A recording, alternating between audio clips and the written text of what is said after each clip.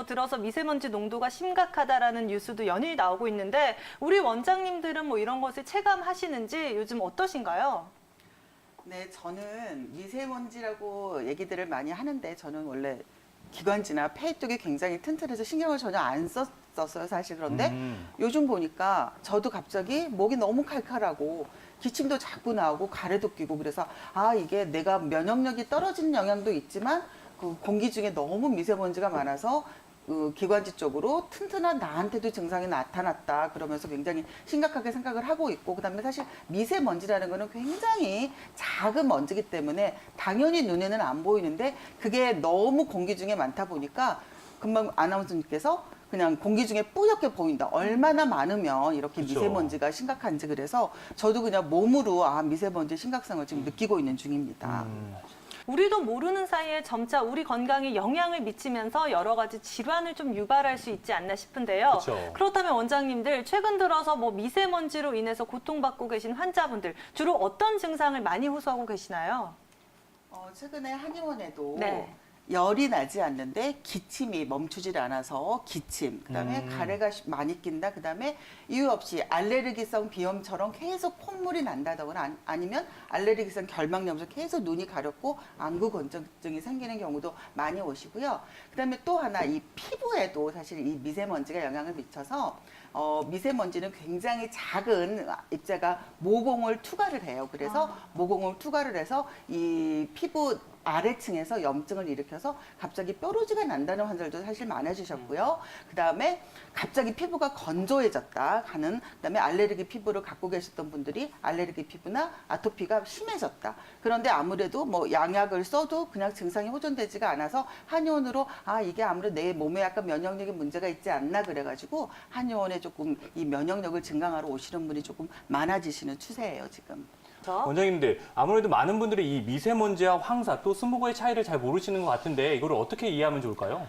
황사는 저쪽 중국 넘어 몽고 지방에서 사막에서 오는 흙먼지라고 생각을 하시면 돼요. 그래서 아무래도 좀 알갱이가 크겠죠. 그런데 이 황사가 이렇게 건너오는 지역이 크게 오염 지역이 아니면 황사 자체는 미세먼지처럼 뭐 폐포나 이렇게 깊숙이 스며들지 않고 이렇게 필터링이 되기 때문에 큰 문제는 없는데 문제는 오염 지역을 통과하면서 이 오염 물질이 되면서 그게 이제 문제가 되는 거고, 그다음에 스모그라는 거는 스모크 연기와 포그 안개 결합하는 어떤 물질인데 스모그는 눈에 안개처럼 보이는 거예요. 그래서 스모그 자체도 대기 오염 물질이 수분을 먹으면서 안개처럼 보이는 건데 미세먼지와 차이는 뭐냐면 미세먼지는 이 스모그에서 그 수분을 뺀 그 오염 물질 자체를 말하기 때문에 미세먼지는 스모그와 약간 성격이 다르다고 볼 수가 있겠죠. 저도 마스크 얘기 조금만 더 보충을 할게요. 네. 물론 이제 그 심장병 환자나 평소에 협심증이나 이런 거를 가지신 분들도 마찬가지로 호흡이 조금 가쁠 수 있으니까 이거를 막아버리면 이 들숨도 조금 힘들지만 이 날숨을 하고 이게 이산화탄소가 나가줘야 되는데 이산화탄소가 마스크 안에 갇히게 돼요. 그러다 보면 아무래도 이산화탄소도 더 많이 마시기 때문에 특별히 그 만성 폐질환이나 심장병을 갖고 계신 분들은 주의하셔야 되고, 그다음에 그 똑같은 그냥 보통 마스크는 미세먼지에 별로 효과가 없어요. 그래서 앞에서 말씀해 주신 그런 보건용 마스크를 쓰셔야 하는데 이 마스크의 원리는 필터가 약간 정전기 원리에 의해서 먼지를 흡착을 하는 원리인데 그게 상당히 가격이 고가기 때문에 혹시라도 필터를 씻어서 쓰시는 분들이 계세요. 절대 필터를 씻어버리면 이 정전기 활동이 없어지기 때문에 보건용 마스크는 절대 씻어서 재사용하시는 거는 금지하시라는 거 꼭 말씀드리고 싶었습니다. 네. 이 미세먼지 피할 수 없기 때문에 적절하게 생활 관리 예방할 수 있는 습관이 중요할 것 같은데요. 어떤 것들을 기억하면 좋을까요? 미세먼지가 많은 날은 당연히 외출을 자제를 하셔야 되고, 그다음에 아까 마스크, 공기청정기 얘기했으니까 공기청정기 최대한 성능이 좋은 공기청정기로 실내 공기 환기를 시키고, 그다음에 미세먼지가 많은 날은 실외 창문을 여는 행동도 상당히, 특히 집에 뭐 아이들이나 노약자가 있는 분들은 오히려 환기가 굉장히 안 좋기 때문에 환기 주의하시고, 그다음에 뭐 아까 뭐 삼겹살보다는 물 많이 드시고, 그다음에 녹황색 채소나 해조류 같은 거를 많이 드시면 이게 아무래도 이 장 운동이 활발하게 돼서 배변 활동이 잘 되게 되잖아요. 그러면 몸 안에 있는 독소가 잘 빠져나가기 때문에 어떤 녹황색 채소나 해조류 많이 드시도록 하고, 그다음에 피부는 외출하고 나서 반드시 샤워 깨끗이, 평소에 뭐 클렌징을 한 번 정도 하셨으면 클렌징은 2회 이상 하셔야 되고, 그다음에 아까도 얘기했듯이 이게 미세먼지가 모공을 이렇게 투과를 하게 되면 굉장히 피부 노화, 주름살도 많이 이렇게 좀 악영향을 미치기 때문에 평소보다 훨씬 피부 보습이라든지 이런 것도 많이 신경을 써야 합니다.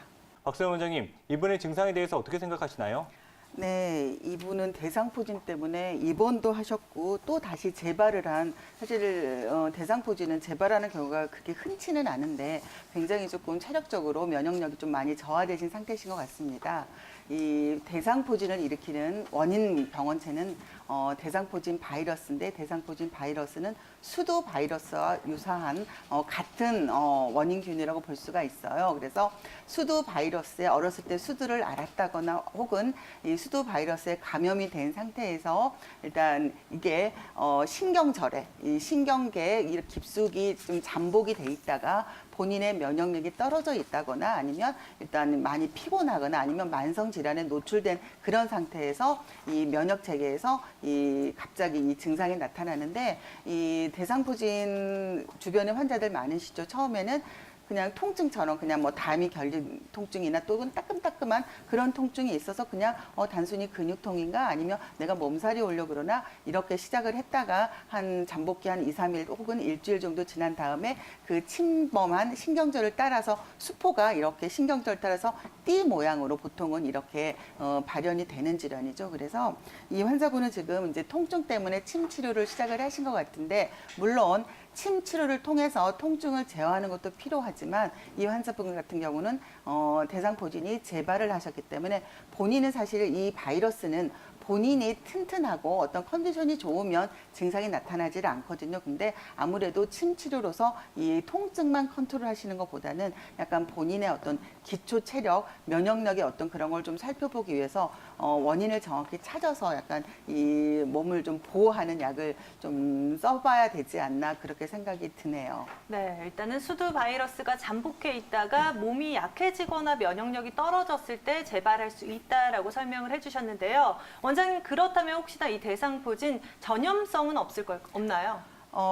이 대상포진 바이러스, 수두 바이러스가 공기중으로 또는 환자하고 접촉을 해서 전염성은 있다 그러나 굉장히 그게 정도가 약해요. 그래서 그냥 어떻게 생각하면 감기 바이러스보다 훨씬 전염력은 약하다고 볼 수가 있기 때문에 본인의 어떤 체력과 면역력이 가장 중요한 대상포진의 발현을 하느냐 안 하느냐의 기준이 됩니다. 자, 우리 원장님들 가운데서는 혹시나 이 대상포진을 앓으셨던 분은 없으신가요?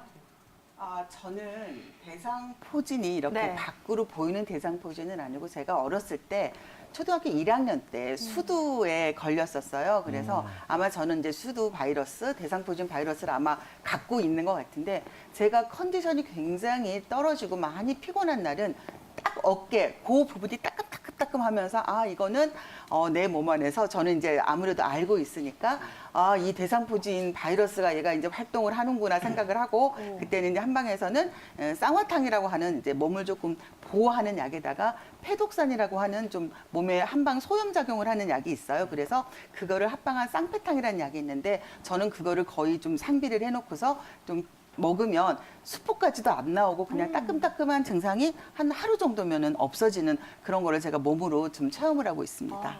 대상포진을 앓은 사람들에게 뇌졸중 발생 위험도가 조금 더 높다라는 이야기를 들어본 적이 있거든요. 그쵸. 박소연 원장님, 실제로 어떤 연관이 있는 건가요?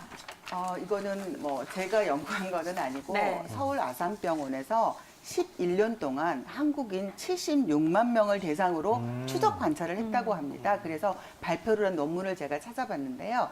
일단 아무런 일반인들 76만 명 중에서 대상포진이 안 걸리는 환자군하고 대상포진이 걸렸던 환자군을 대비를 해봤을 때, 대상포진이 걸렸던 환자군 중에서 이 뇌졸중의 위험이 보통 사람보다 거의 1.9배가 높았다고 합니다. 특히 30세 이전에 대상포진이 걸렸던 젊은 층에서는 그 1.9배보다 훨씬 좀 높은 2.04배의 뇌졸중 위험이 있었다고 하니까 일단 대상포진이 걸렸었던 분들은 특히 젊은 친구들은 조금 더 주의를 하셔야 되고 특히 이 팔, 다리나 몸통에 대상포진이 걸리신 분보다는 지금 상담해 주신 분처럼 얼굴이나 이 안면 쪽으로 대상포진이 걸리셨던 분들이 훨씬 뇌졸중의 위험도가 컸다고 하니까 더 신경을 쓰셔야 되는데 대상포진이 걸려서 증상이 없어지고 통증까지 다 잡혔다 그래서 이 뇌졸중의 위험이 다 없어지는 것이 아니라 대상포진이 다 낫고 나서도 수년 후까지 그 영향력이 미치기 때문에 완벽하게 일단 관리를 하셔야 되는데 일단 대상포진이 걸리시면 뭐 항바이러스제나 어떤 스테로이드제를 써서 일단 급할 때는 그렇게 쓰시는데 결국은 면역력의 문제이기 때문에 대상포진이 걸리시고 다 치료가 되신 다음에도 어떤 본인의 몸 상태를 조금 살펴볼 수 있는 한방 치료를 조금 장기간 받으셔서 몸이 완전히 회복이 되도록 하셔야 어떤 이런 뇌졸중의 위험으로부터도 훨씬 조금 벗어날 수 있지 않을까 생각이 됩니다.